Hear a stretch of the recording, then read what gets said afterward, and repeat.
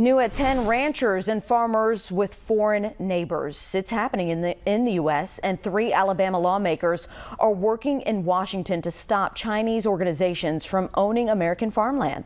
WAFF 48's Nick Ballinger spoke to a local farmer about this legislation. Nick, he says any country buying land in America could hurt him in the long run. Well, Margot, Shane Southern is a cattle farmer. He tells me getting by is getting harder each year.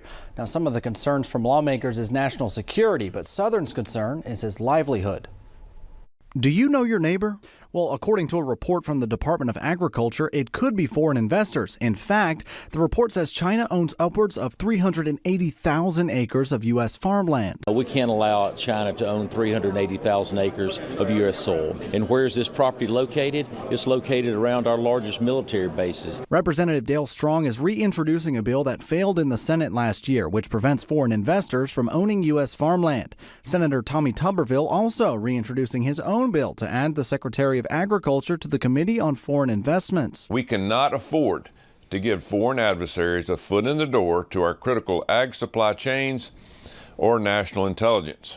But local cattle farmer Shane Southern's concerns are with his livelihood. They've got a whole lot more money than most of us, so they can afford to do it. Well, we can't, so we just have to sit back and watch our land get dwindled down to nothing. These concerns come as Southern say farmers are already struggling to get by. He says he's already had to buy more feed this year, $3,000 more, putting a strain on his checkbook. Southern says foreign investors will only drive up the price of land, essentially pricing local farmers out. He says leasing the land from these investors won't even be an option. You're buying this land for $15,000 an acre, and you buy 100 acres, you ain't gonna rent it to a farmer or a cattle farmer for $150 or $200 an acre.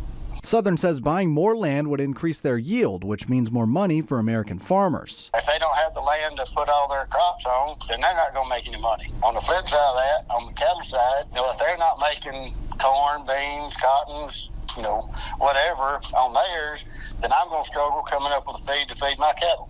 Which could affect your prices at the grocery store. Senator Katie Britt is also reintroducing a bill of her own to prevent any Chinese individual from owning or leasing U.S. farmland. She says, quote, 1 acre of American farmland owned by the Chinese Communist Party is 1 acre too many.